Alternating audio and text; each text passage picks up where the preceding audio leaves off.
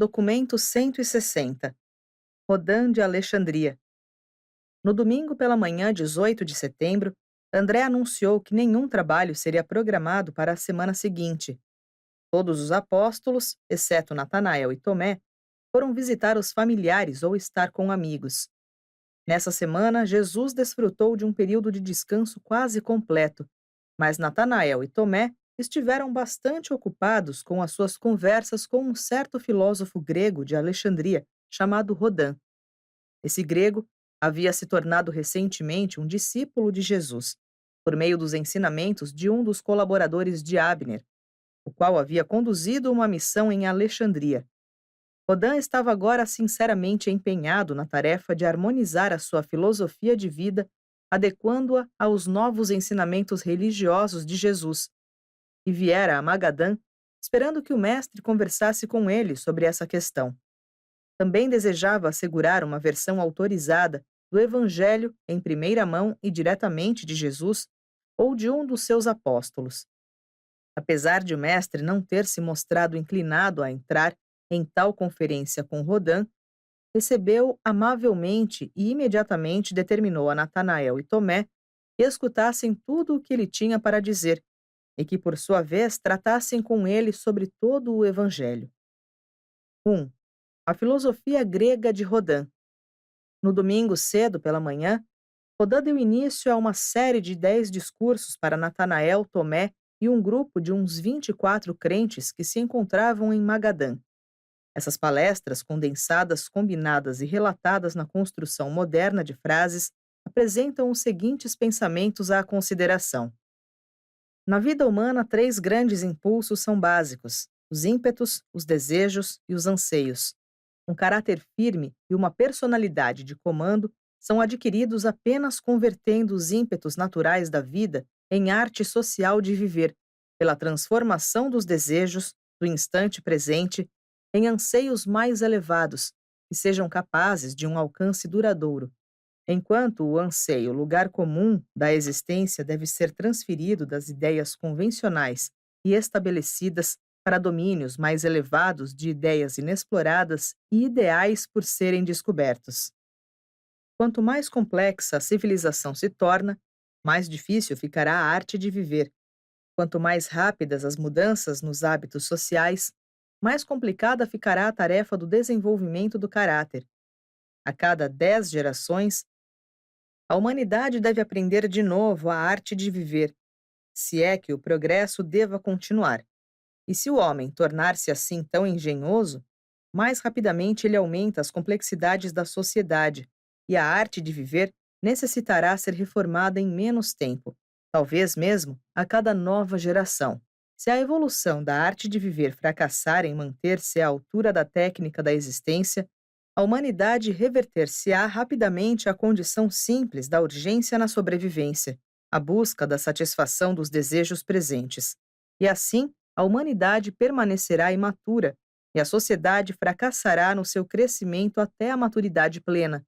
A maturidade social é equivalente ao grau pelo qual o homem está disposto a sacrificar a gratificação de desejos meramente transitórios e presentes e passar a entreter aqueles anseios superiores cuja obtenção requer esforço, mas que, se atingidos, proporcionam satisfações mais abundantes e de avanço mais progressivo na direção de metas permanentes. A verdadeira indicação de maturidade social, entretanto, é a vontade que um povo tem de renunciar ao direito de viver pacífica e satisfatoriamente sob padrões que promovem a comodidade e sob crenças estabelecidas e ideias convencionais em troca do anseio, inquietante sim e absorvedor de energia também, da busca de possibilidades inexploradas, para atingir metas novas por descobrir de realidades espirituais idealistas. Os animais respondem nobremente ao impulso da vida, mas apenas o homem pode alcançar a arte de viver, se bem que a maioria da humanidade apenas experimente o ímpeto animal da vida. Os animais conhecem apenas essa urgência cega e instintiva. O homem é capaz de transcender a esses ímpetos da função natural. O homem pode optar por uma vida no plano elevado da arte inteligente e até mesmo no plano da alegria celestial ou do êxtase espiritual. Os animais nada se perguntam sobre os propósitos da vida e, consequentemente, nunca se preocupam nem cometem suicídio. O suicídio entre os homens atesta que esses seres emergiram do estágio puramente animal de existência e, subsequentemente, atesta o fato de que os esforços exploratórios de tais seres humanos falharam em atingir os níveis artísticos da experiência mortal. Os animais não conhecem o sentido da vida. O homem não somente possui a capacidade de reconhecer os valores e a compreensão dos significados, mas também é cônscio do significado dos significados, é consciente de um discernimento interior.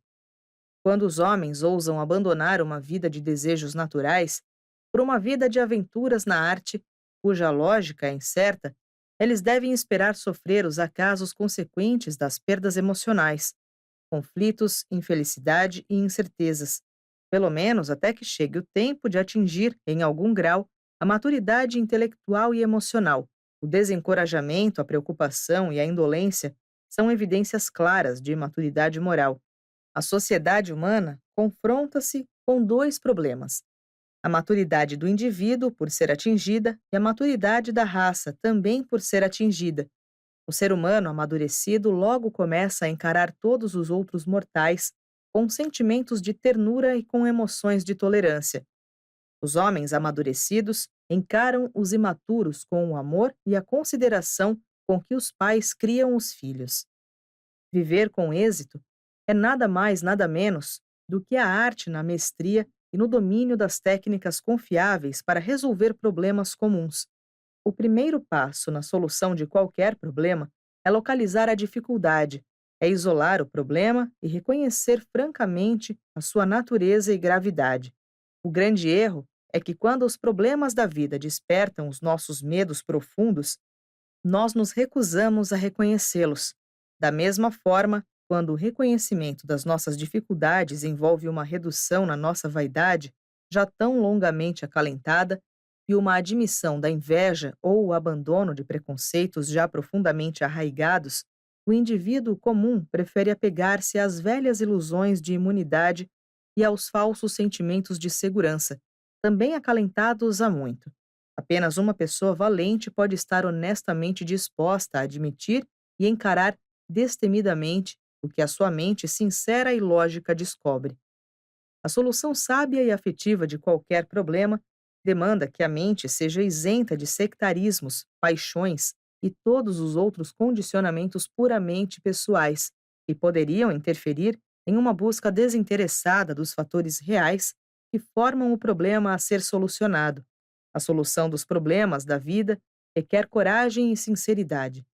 Apenas os indivíduos honestos e valentes são capazes de seguir bravamente através do labirinto perturbador e confuso da vida, indo até onde a lógica de uma mente destemida pode levar. E essa emancipação da mente e da alma não pode efetivar-se sem o poder impulsionador de um entusiasmo inteligente que beira o zelo religioso. A atração de um grande ideal é necessária para impulsionar o homem a perseguir uma meta que seja cercada de problemas materiais difíceis e cheia de riscos intelectuais múltiplos. Ainda que vós estejais efetivamente equipados para encarar as situações difíceis da vida, não podereis esperar ter êxito, a menos que estejais providos daquela sabedoria da mente e encanto da personalidade que vos propiciarão obter a cooperação e o apoio sincero dos vossos semelhantes. Vós não podeis esperar obter um sucesso em larga escala, seja no vosso trabalho secular, seja no religioso, a menos que tenhais aprendido como persuadir os vossos semelhantes, como convencer os homens. Deveis ter tato e tolerância simplesmente. O melhor entre todos os métodos maiores na solução dos problemas, contudo, eu aprendi com Jesus, o vosso mestre. Estou referindo-me àquilo que ele tão coerentemente pratica e que com tanta fé ensinou a vós, o isolamento da meditação adoradora.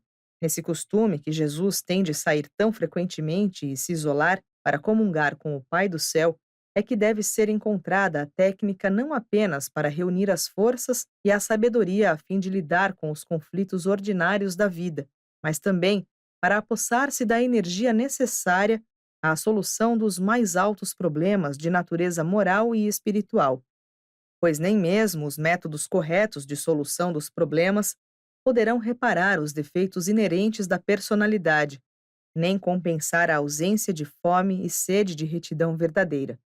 Considero-me profundamente impressionado com o costume que Jesus tem de apartar-se e de sozinho engajar-se nessas sessões de sondagens solitárias dos problemas da vida, na busca de reservas novas de sabedoria e energia para enfrentar as múltiplas demandas do serviço social, de estimular e aprofundar o propósito supremo da vida ao sujeitar a personalidade total à consciência do contato com a divindade, de lutar por alcançar métodos novos e melhores de ajustamento às situações sempre mutantes da existência nesta vida, de efetuar aquelas reconstruções vitais e os reajustes nas atitudes pessoais, que são tão essenciais ao discernimento elevado de tudo o que é real e que vale a pena, e de fazer tudo isso com olhos apenas na glória de Deus, e respirar com sinceridade na oração favorita do vosso Mestre: não o meu desejo, mas o vosso seja cumprido.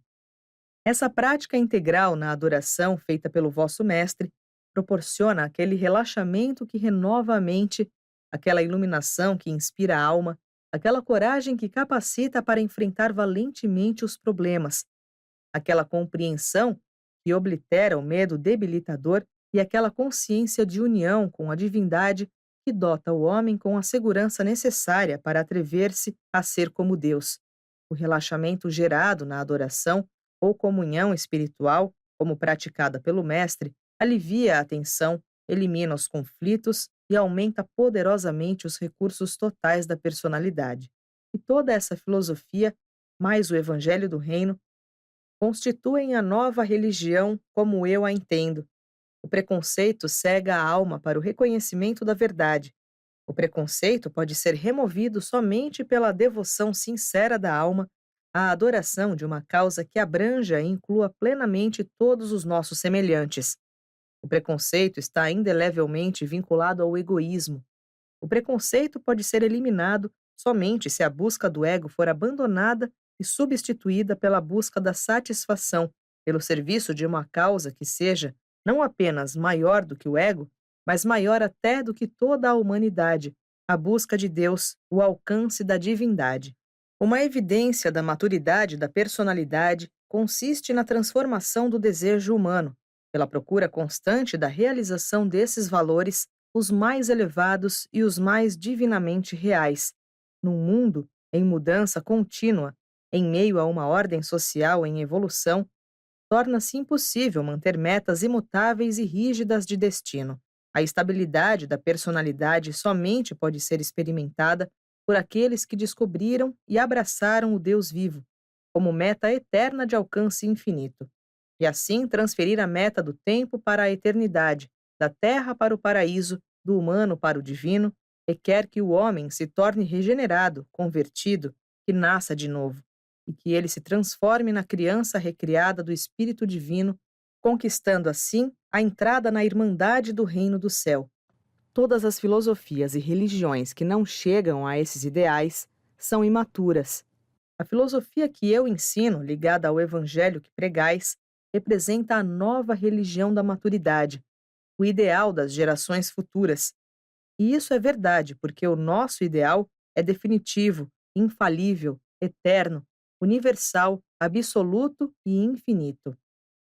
A minha filosofia proporciona a mim o impulso de buscar as realidades de alcance verdadeiro, a meta da maturidade. Todavia, esse meu ímpeto foi impotente. À minha procura faltava a força impulsionadora. A minha indagação sofria da ausência da certeza de direcionamento. E essas deficiências foram abundantemente supridas por este novo Evangelho de Jesus, com o seu enaltecimento do discernimento interior, com a elevação de ideais e nitidez de metas. Sem dúvidas e sem apreensões, eu posso agora, de coração pleno, entrar na aventura eterna. 2. A arte de viver. Apenas duas maneiras há por meio das quais os mortais podem viver juntos: a maneira material ou animal e a maneira espiritual ou humana. Pelo uso de sinais e sons, os animais são capazes de comunicarem-se uns com os outros, de um modo limitado, mas tais formas de comunicação não transmitem significados, valores ou ideias. Uma distinção entre homem e animal é que o homem pode comunicar-se com os seus semelhantes por meio de símbolos que designam e identificam com toda a certeza significados, valores, ideias e mesmo ideais. Posto que os animais não podem comunicar ideias uns aos outros, eles não podem desenvolver uma personalidade. O homem desenvolve personalidade porque ele pode comunicar-se dessa maneira com os seus semelhantes, tanto sobre ideias quanto sobre ideais. É essa habilidade de comunicar e compartilhar significados que constitui a cultura humana e que capacita o homem, por meio de agrupamentos sociais, a construir civilizações. O conhecimento e a sabedoria tornam-se cumulativos por causa da habilidade que o homem tem de comunicar essas conquistas às gerações vindouras. E dessa maneira surgem as atividades culturais da raça: a arte, a ciência, a religião e a filosofia. A comunicação simbólica entre os seres humanos predetermina o iniciar da existência de grupos sociais. O mais eficiente de todos os grupos sociais é a família, mais particularmente o grupo dos dois progenitores. O afeto pessoal é o laço espiritual que mantém essas ligações materiais unidas. Uma tal relação eficaz é também possível entre duas pessoas do mesmo sexo, como é ilustrado tão abundantemente pela devoção nas amizades genuínas. Tais associações de amizade e afeto mútuo são socializantes e enobrecedoras, porque encorajam e facilitam os seguintes fatores essenciais ao mais alto nível da arte de viver: 1. A autoexpressão e a autocompreensão mútuas. Muitos impulsos humanos, nobres, desaparecem porque não há ninguém que escute a sua expressão. Verdadeiramente não é bom para o homem ficar só. Um certo grau de aprovação e uma certa quantidade de apreço são essenciais ao desenvolvimento do caráter humano. Sem o genuíno amor de um lar, nenhuma criança pode realizar o desenvolvimento pleno de um caráter normal. O caráter é algo mais do que a mera moral da mente e mais do que a moralidade. De todas as relações sociais entabuladas para desenvolver o caráter, a mais eficaz e ideal é a amizade afetuosa e compreensiva entre homem e mulher no abraço mútuo de um matrimônio inteligente. O matrimônio, com as suas relações múltiplas, é mais bem indicado para estimular os impulsos preciosos e os motivos mais elevados indispensáveis ao desenvolvimento de um caráter firme. Desse modo, não hesito em glorificar a vida familiar, e o vosso mestre elegeu sabiamente a relação pai-filho como a pedra angular desse novo evangelho do reino. E uma comunhão tão inigualável de relacionamento entre homem e mulher, no abraço afetuoso dos mais altos ideais do tempo, torna-se uma experiência tão valiosa e satisfatória a ponto de valer a pena tê-la a qualquer preço, sob pena de qualquer sacrifício necessário para consegui-la. 2. A união de alma, a mobilização da sabedoria. Todo ser humano, mais cedo ou mais tarde, adquire um certo conceito deste mundo e uma certa visão do próximo. Pois bem, é possível, por meio da conjunção de personalidades, unir essas visões da existência temporal e das perspectivas eternas. Assim, a mente de um aumenta os seus valores espirituais ao ganhar muito do discernimento interior do outro. Dessa forma, os homens enriquecem as suas almas, fazendo entre si a união das suas respectivas conquistas espirituais. Do mesmo modo, o homem torna-se capacitado para evitar aquela tendência sempre presente de ser vítima de uma distorção na sua visão, de ter um ponto de vista pré-concebido ou a estreiteza de julgamento. O medo, a inveja e a imodéstia somente podem ser evitados pelo estreito contato com outras mentes. Chamo a vossa atenção para o fato de que o Mestre nunca vos envia sozinhos para o trabalho de expansão do reino. Ele sempre envia dois a dois. E posto que a sabedoria é supra-conhecimento, a consequência é que, com a união de sabedorias em um grupo social pequeno ou grande, todo o conhecimento é compartilhado mutuamente. 3. O entusiasmo pela vida. O isolamento tende a exaurir a carga de energia da alma. A associação com os semelhantes é essencial para a renovação do gosto pela vida e é indispensável à manutenção da coragem para lutar nas batalhas consequentes da ascensão aos níveis mais elevados da vida humana. A amizade intensifica as alegrias e glorifica os triunfos na vida. As ligações humanas de amor e intimidade tendem a aliviar o sofrimento das penas da vida e a dificuldade de muitas amarguras. A presença de um amigo acentua toda a beleza e exalta toda a bondade. Por meio de símbolos inteligentes, o homem torna-se capaz de vivificar e aumentar as capacidades de apreciação dos seus amigos. Uma das glórias que coroam as amizades humanas é esse poder e possibilidade de estímulo mútuo da imaginação. Um grande poder espiritual é inerente à consciência da devoção, de todo o coração a uma causa comum, a lealdade mútua a uma deidade cósmica. 4. O aumento da defesa contra todo o mal. A associação de personalidades e o afeto mútuo são uma segurança eficiente contra o mal. As dificuldades, penas, derrotas e desapontamentos são mais dolorosos e desalentadores quando suportadas a sós. O companheirismo não transmuta o mal em retidão, mas contribui muito para a mitigação do golpe. Disse o vosso mestre: felizes são aqueles que choram, tendo junto um amigo para consolá-los. Há uma força positiva no conhecimento de que vivemos para o bem de outros e que esses outros, da mesma forma, vivem pelo nosso bem-estar e avanço. O homem definha em isolamento. Os seres humanos infalivelmente se tornam desalentados quando podem visualizar apenas as transações transitórias no tempo. O presente, quando divorciado do passado e do futuro, torna-se exasperadamente trivial. Um vislumbre apenas do círculo da eternidade pode inspirar o homem a dar o melhor de si e pode desafiar esse melhor de si a se ultrapassar. E quando o homem, assim, está no melhor de si, ele vive de forma menos egocêntrica e, pelo bem dos outros, seus companheiros de jornada no tempo e na eternidade. E repito, uma associação tão inspiradora e enobrecedora encontra as suas possibilidades ideais na relação humana do matrimônio. É bem verdade que muito se realiza fora do matrimônio, e que muitos e muitos casamentos posteriormente fracassam em produzir esses frutos morais e espirituais. Em um número grande de vezes, o matrimônio é adotado por aqueles que procuram outros valores, que são menos elevados que aquelas características que acompanham a maturidade humana. O matrimônio ideal deve fundamentar-se em algo mais estável do que as flutuações do sentimento e do que o mero capricho da atração sexual. Deve ser baseado em devoção pessoal genuína e recíproca. E assim, se vós podeis construir essas pequenas unidades eficientes e plenas de confiabilidade de ligação humana, quando estas forem agrupadas, no todo, o mundo irá contemplar uma estrutura social grande e glorificada, a civilização da maturidade mortal.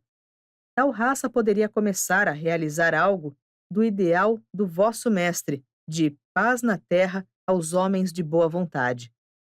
Ainda que tal sociedade não seja perfeita, nem inteiramente livre do mal, ao menos aproximar-se-ia da estabilização da maturidade. 3. Os anseios da maturidade. O esforço na direção da maturidade exige trabalho, e trabalho requer energia.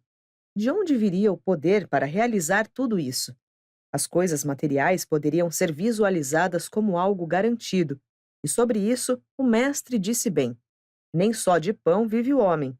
Garantida a posse de um corpo normal e com saúde razoavelmente boa, Devemos em seguida procurar pelas atrações que atuarão como estímulo para despertar as forças espirituais adormecidas do homem. Jesus ensinou que Deus vive no homem. Então, como podemos induzir os homens a liberar esses poderes de divindade e de infinitude de dentro das suas almas? Como induzirmos os homens a liberar o Deus de dentro de si para que possa ele refrescar as nossas próprias almas e para que, manifestando-se fora de nós, possa ele, assim, servir ao propósito de iluminar, elevar e abençoar outras incontáveis almas? Como posso eu, da melhor maneira, despertar tais poderes latentes, adormecidos nas vossas almas para o bem? De uma coisa estou seguro: a excitação emocional não é o estímulo espiritual ideal. A excitação não aumenta a energia. Antes exaure os poderes, tanto da mente quanto do corpo. De onde vem, então, a energia para fazer as grandes coisas? Vede o vosso mestre. Ainda agora está longe nas montanhas, enchendo-se de energias, enquanto nós estamos aqui gastando energia. O segredo de toda essa questão está guardado na comunhão espiritual, na adoração. Do ponto de vista humano, é uma questão de combinação entre meditação e relaxamento. A meditação faz o contato da mente com o espírito. O relaxamento determina a capacidade de receptividade espiritual. E esse intercâmbio de força por fraqueza, de coragem por medo, da vontade de Deus pela vontade da mente e do ego, constitui em si a adoração. Pelo menos, esse é o modo pelo qual o filósofo a vê. Quando frequentemente repetidas essas experiências, cristalizam-se em hábitos, hábitos de fortalecimento na adoração. Tais hábitos formulam certamente por si mesmos um caráter espiritual, e tal caráter é finalmente reconhecido pelos semelhantes, como o de uma personalidade amadurecida. Essas práticas são difíceis e consomem tempo no início, mas quando se tornam habituais, passam a ser de imediato restauradoras e permitem poupar tempo. Quanto mais complexa a sociedade torna-se e quanto mais as atrações da civilização multiplicam-se, mais urgente torna-se a necessidade nos indivíduos que conhecem a Deus de transformar essas práticas protetoras cada vez mais em hábitos destinados a conservar e aumentar as suas energias espirituais.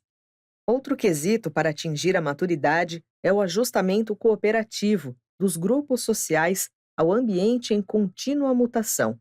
O indivíduo imaturo desperta antagonismos nos seus semelhantes. O homem amadurecido ganha a cooperação de coração aberto dos seus amigos, multiplicando em muito, desse modo, os frutos dos esforços na sua vida.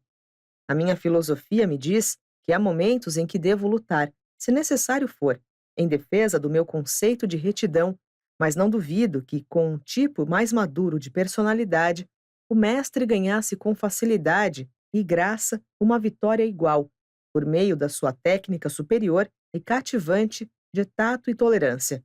Muito frequentemente, quando lutamos pelo certo, acontece que ambos, o vitorioso e o vencido, são derrotados. Ouvi ontem mesmo o mestre dizer que o homem sábio, ao tentar entrar por uma porta fechada, não destruiria a porta, mas buscaria antes a chave para abri-la. Não são poucas as vezes em que entramos em uma luta simplesmente para convencer a nós mesmos de que não temos medo. Esse novo evangelho do reino presta um grande serviço à arte da vida, no sentido de apresentar um incentivo novo e mais rico para uma vida mais elevada. Apresenta uma nova meta elevada de destino com um propósito supremo de vida, e esses novos conceitos da meta eterna e divina para a existência são em si mesmos estímulos transcendentais e clamam por uma reação do que há de melhor dentro da melhor natureza do homem. No ponto mais elevado do pensamento intelectual devem ser encontrados o relaxamento para a mente, a força para a alma e a comunhão para o espírito. Com tantos pontos de vantagem na vida elevada, o homem torna-se capaz de transcender as irritações materiais dos níveis mais baixos de pensamento, preocupação, ciúme, inveja, vingança e o orgulho da personalidade imatura. Essas almas que farão altas escaladas libertam-se a si mesmas dos inúmeros conflitos triviais e comuns da vida, tornando-se assim livres para dedicar as suas consciências às correntes mais elevadas de conceitos espirituais e de comunicação celeste. Contudo, o propósito da vida deve ser guardado zelosamente contra a tentação de realizações passageiras e fáceis de alcançar.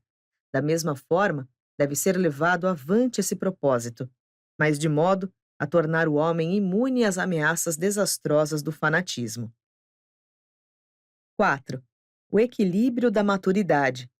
Conquanto mantendes uma vista voltada mais para alcançar realidades eternas, deveis também fazer a provisão para as necessidades da vida temporal. Enquanto o espírito é a nossa meta, a carne é um fato. Uma vez ou outra, as coisas que são necessárias para viver podem cair nas nossas mãos por acaso, porém, de forma geral, devemos trabalhar inteligentemente para obtê-las. Os dois maiores problemas da vida são cuidar da sobrevivência temporal e realizar a sobrevivência eterna. E mesmo a questão da sobrevivência necessita da religião para a sua solução ideal. E tais são, ambos, problemas altamente pessoais. A verdadeira religião, de fato, não funciona separadamente do indivíduo. Os fatores essenciais da vida temporal, como os vejo, são: 1. A boa saúde física.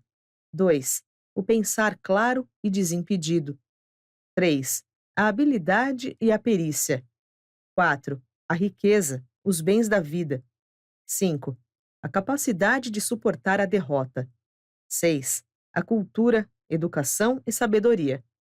Até mesmo as questões físicas de saúde e capacidade corpórea são mais bem resolvidas quando vistas do ponto de vista religioso dos ensinamentos do nosso Mestre, pois o corpo e a mente do homem são a morada do dom dos deuses, o Espírito de Deus, tornando-se o espírito do homem. A mente do homem, assim, torna-se a mediadora entre as coisas materiais e as realidades espirituais. Assegurar a nossa parte de coisas desejáveis na vida requer inteligência. É inteiramente errôneo supor que a fidelidade de fazer o nosso trabalho diário vai assegurar as recompensas da riqueza, exceção feita à aquisição ocasional e acidental de riqueza. As recompensas materiais da vida temporal devem fluir de certos canais e somente aqueles que têm acesso a esses canais podem esperar ser bem recompensados pelos seus esforços temporais. A pobreza será sempre o quinhão de todos os homens que procuram a riqueza em canais isolados e individuais. O planejamento sábio, por conseguinte, torna-se o único elemento essencial à prosperidade no mundo. O êxito requer não apenas a nossa devoção ao próprio trabalho, mas também que funcionemos como uma parte de um dos canais da riqueza material. Se não fordes prudentes, podereis entregar uma vida devotada à vossa geração, sem obter recompensa material. Se fordes um beneficiário acidental do fluir da riqueza, podereis nadar no luxo, ainda que não tenhais feito nada que valha a pena para os vossos semelhantes. Habilidade é o que herdais, enquanto perícia é o que adquires. A vida não é real para alguém que não pode fazer bem, como um especialista, ao menos uma coisa.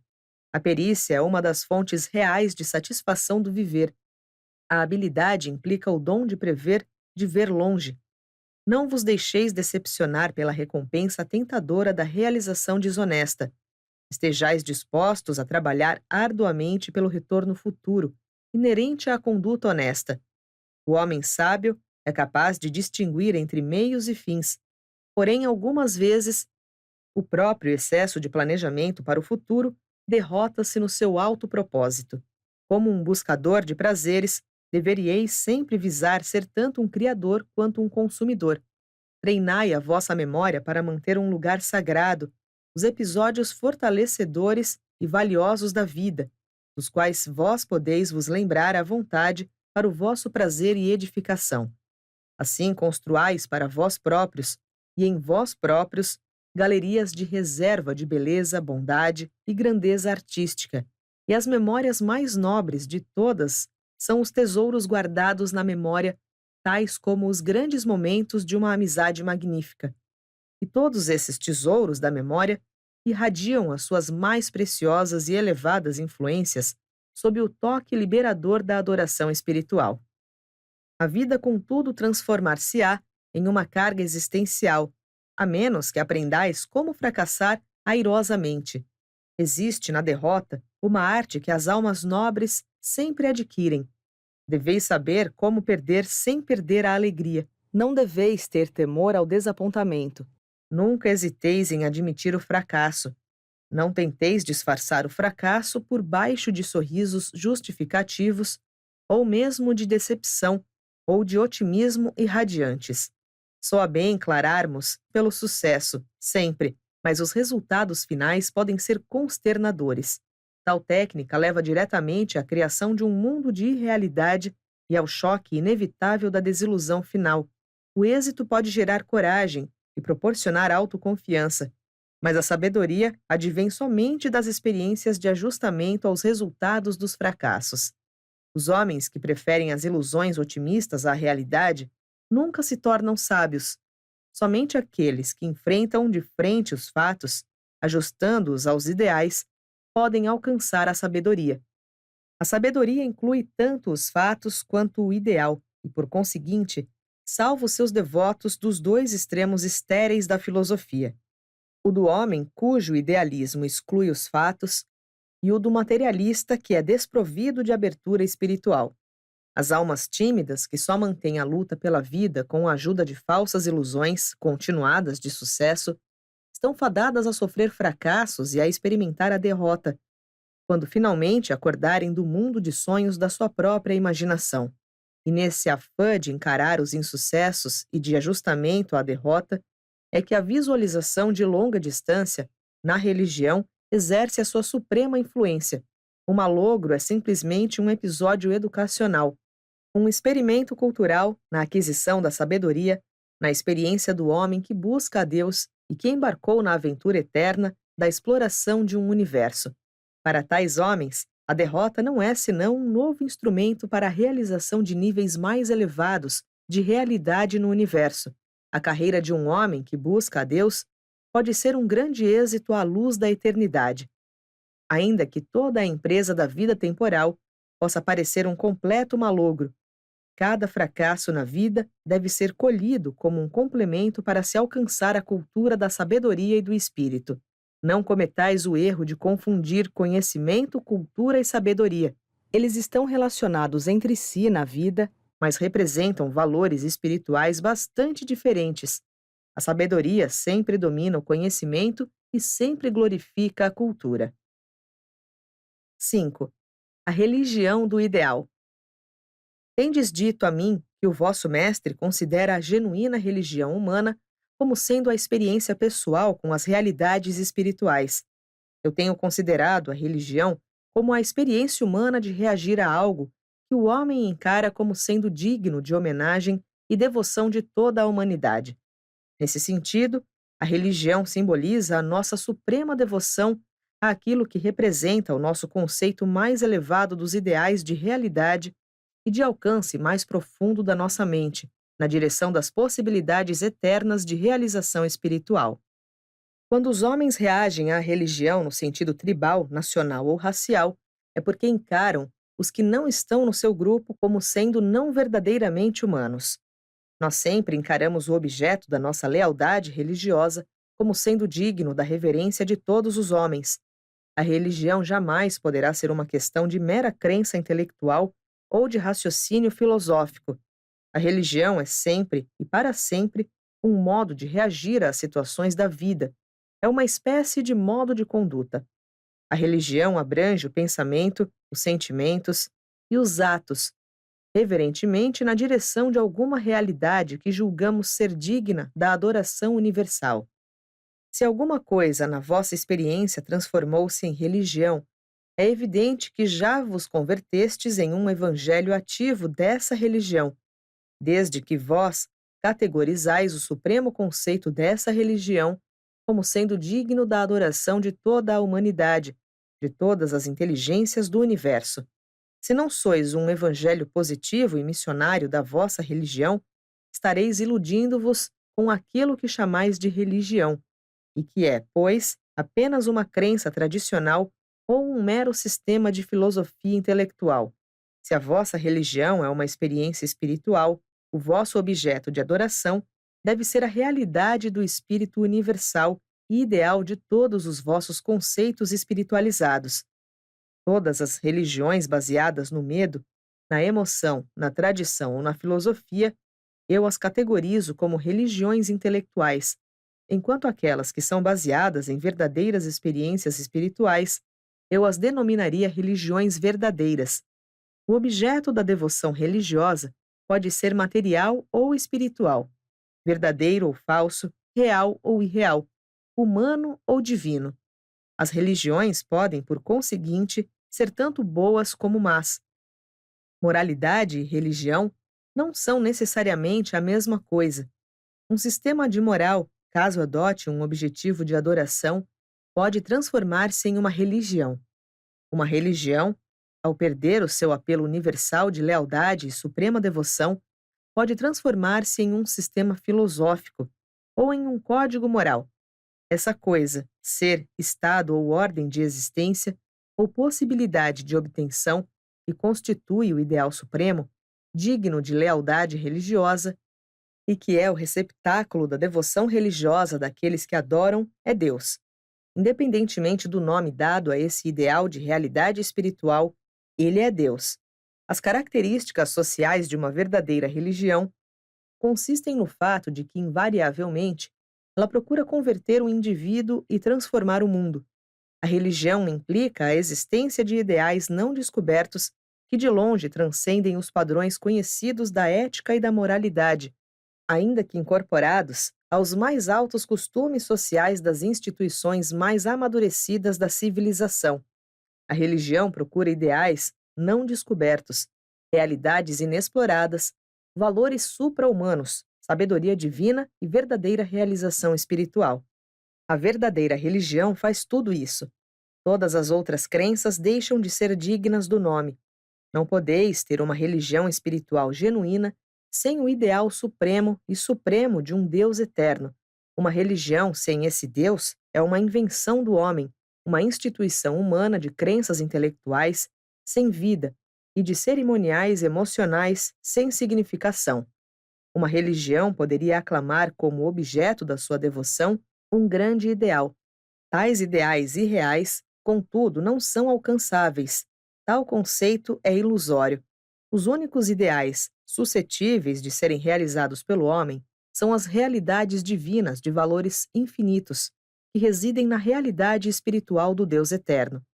A palavra Deus, a ideia de Deus, em contraste com o ideal de Deus, pode tornar-se parte de qualquer religião, não importa quão pueril ou falsa essa religião possa ser, e essa ideia de Deus pode tornar-se qualquer coisa que aqueles que a mantêm escolham fazer dela.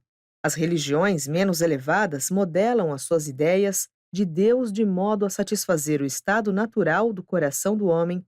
As mais elevadas religiões requerem que o coração humano seja modificado para satisfazer as demandas dos ideais de uma verdadeira religião.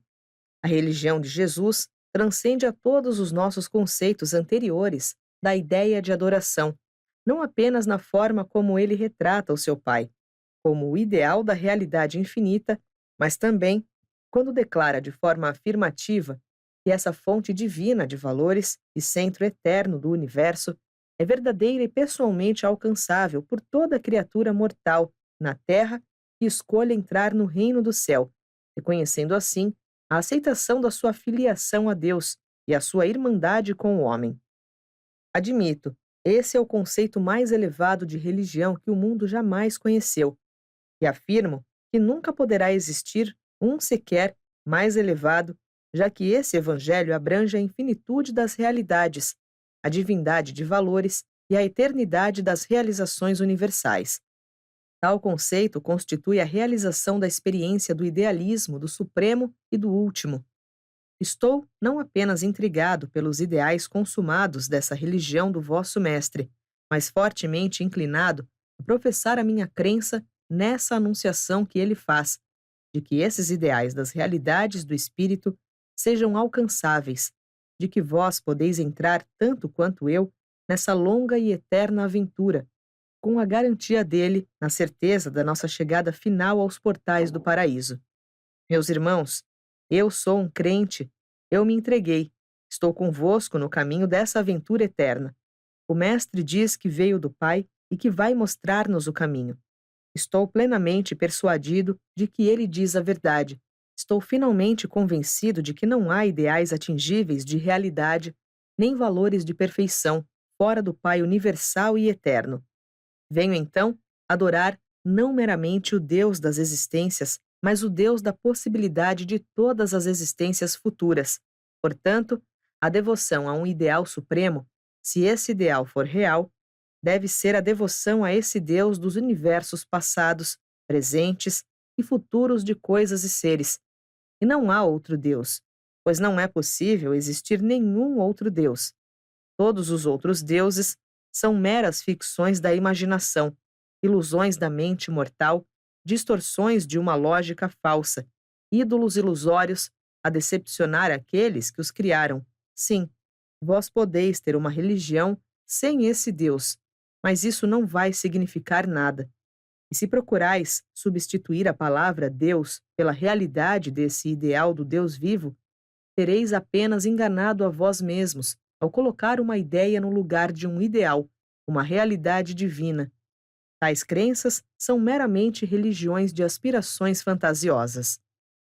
Vejo nos ensinamentos de Jesus a religião na sua melhor expressão.